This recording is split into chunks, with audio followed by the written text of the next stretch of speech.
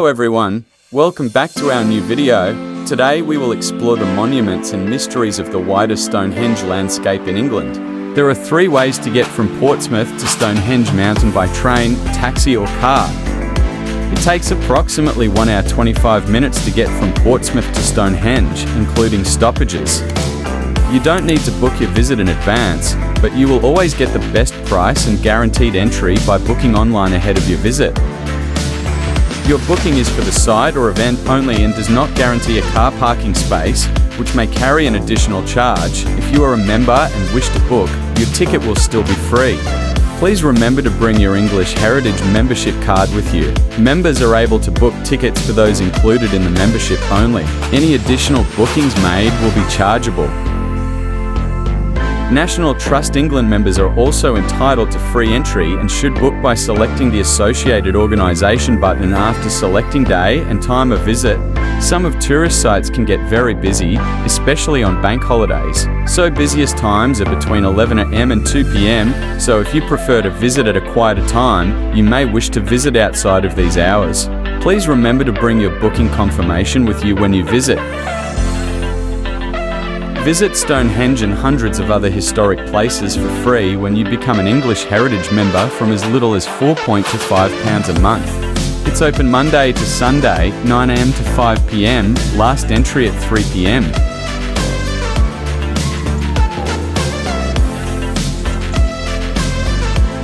The prices shown here include a discount. The admission price will be higher if you choose to pay on the day you visit. You need to arrive within the 30-minute before time slot you book, after which you can stay as long as you like. The last entry is 2 hours before closing. A walk around the stone circle is the centerpiece of any visit to the Stonehenge and Amesbury World Heritage Site. With a history spanning 4,500 years, Stonehenge has many different meanings to people today.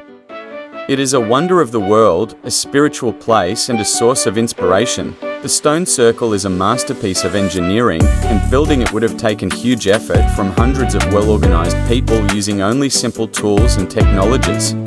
Visit Stonehenge to find out more about this iconic symbol of Britain, like this Neolithic village.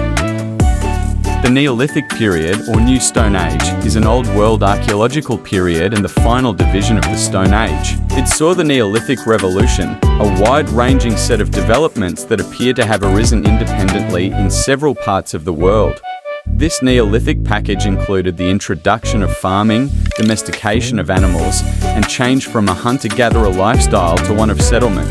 It began about 12,000 years ago when farming appeared in the Epipaleolithic Near East, and later in other parts of the world. The Neolithic lasted in the Near East until the transitional period of the Chalcolithic Copper Age from about 6,500 years ago for 500 BC, marked by the development of metallurgy, leading up to the Bronze Age and Iron Age. In other places, the Neolithic village followed the Mesolithic Middle Stone Age and then lasted until later. In ancient Egypt, the Neolithic lasted until the Proto-Dynastic period, c. 3150 BC. In China, it lasted until circa 2000 BC with the rise of the Piarishan culture, while in Northern Europe, the Neolithic lasted until about 1700 BC. You have to wait here for free shuttle bus. This bus will help you to visit around and all the way. Go near to Stone Circle and come back again. On arrival, you will be directed by your Stone Circle experience host to the shuttle bus for the short journey to the stones.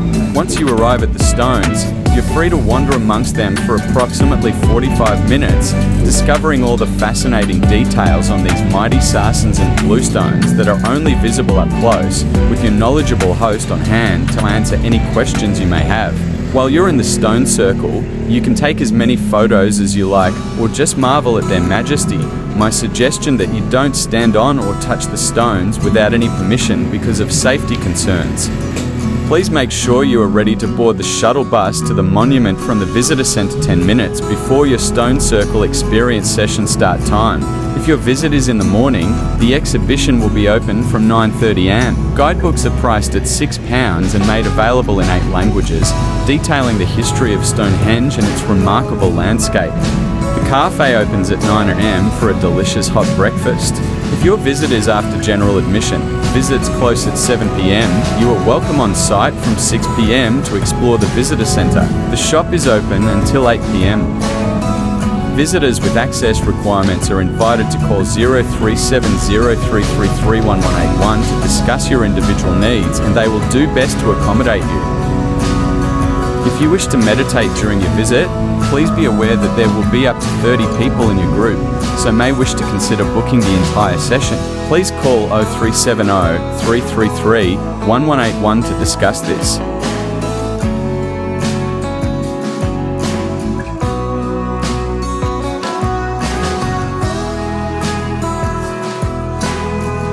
Stonehenge is protected under the Ancient Monuments and Archaeological Areas Act 1979, the Act, and the Stonehenge Regulations 1997 regulations. You must adhere to the regulations outlined in the Act and regulations, or you may face criminal prosecution.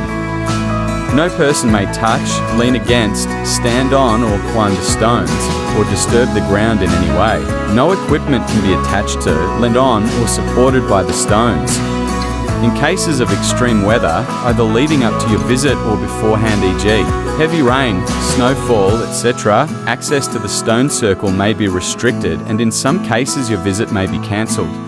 We request that you have contacted the bookings team to confirm any items you are planning to bring to site, excluding small handheld cameras and phones. Stonehenge is not a licensed venue for wedding ceremonies and should under no circumstances be promoted. No dogs or other animals are allowed beyond the main entrance point except registered assistance dogs. Drones must not be flown over the monument field without permission. Drone flying is never permitted over the monument itself. The purpose of Stonehenge is unknown to us. It has no obvious practical purpose. It was not lived in and could not have been defended. So there must have been a spiritual reason why Neolithic and Bronze Age people put so much effort into building it. There have been many theories put forth over the years, but what does the evidence suggest it may have been used for? The whole layout of Stonehenge is therefore positioned in relation to the solstices, or the extreme limits of the sun's movement. The word solstice is derived from the Latin sol, sun, and sistere, to stand still. The solstice axis is also marked by the station stones, which are positioned in a rectangle on the edge of the surrounding circular ditch, with the short sides of the rectangle on the same alignment as the sarsen stones. The sarsen stones, put up in at the centre of the site in about 2500 BC, were carefully aligned to line up with the movements of the sun. If you were to stand in the middle of the stone circle on Midsummer's Day, the sun rises just to the left of the heel stone, an outlying stone to the northeast of the monument. Archaeological excavations have found a large stone hole to the left of the heel stone, and it may have held a partner stone, the two stones framing the sunrise. On Midwinter's Day, turning 180 degrees to face towards the southwest, the sun would originally have set between the two uprights of the tallest trilithon. At the head of the sarsen horseshoe, it would have dropped down into the altar stone, a sandstone block which was placed across the solstice axis. Today, this effect has been lost because one half of the trilithon has fallen at some point in the history of the monument. Analysis of a laser survey of Stonehenge has shown that those stones that framed the solstice axis were the most carefully worked and shaped using hammerstones, creating vertical sides that framed the movement of the sun. The whole layout of Stonehenge is therefore positioned in relation to the solstices, or the extreme limits of the sun's movement. The word solstice is derived from the Latin sol, sun, and sistere, to stand still. The solstice axis is also marked by the station stones, which are positioned in a rectangle on the edge of the surrounding circular ditch, with the short sides of the rectangle on the same alignment as the sarsen stones. The avenue, made up of parallel banks and ditches, links Stonehenge to the nearby River Avon. It also has an important link to the movements of the sun, with its final straight stretch close to Stonehenge aligned on the northeast to southwest solar axis. Recent excavations across the avenue have found that the earthworks appear to follow the line of some natural ridges, with gullies known as periglacial stripes between them. These are natural features from glaciation, but the presence of ridges and gullies that happen to line up with the solstice may have been noticed by Neolithic people, leading them to build Stonehenge on this particular site.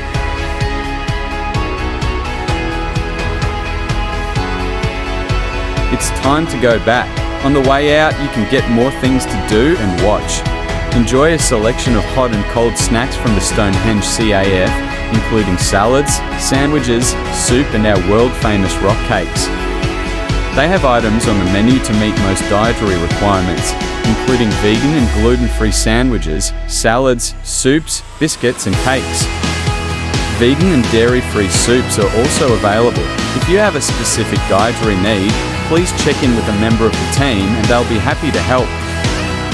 Grab a kid's lunchbox with fun activities inside and on the pack. We was happy to get information about smaller portions of hot pots and soups for children. Just ask a member of staff. Baby changing room, food warming machine, shopping and feeding facilities are available in the visitor centre and on the way out. Before finish our video, we would like to share with you about getting discount of your entry fees. Making a small voluntary donation on your ticket will help them to look after the historic places in Britain and keep the story of England alive for future generations. If you're a UK taxpayer and choose to make a donation, you can claim an additional 25 points for every £1 through gift aid card. If you would prefer not to donate, please ask them for your ticket. Without donation, the same right of admission applies.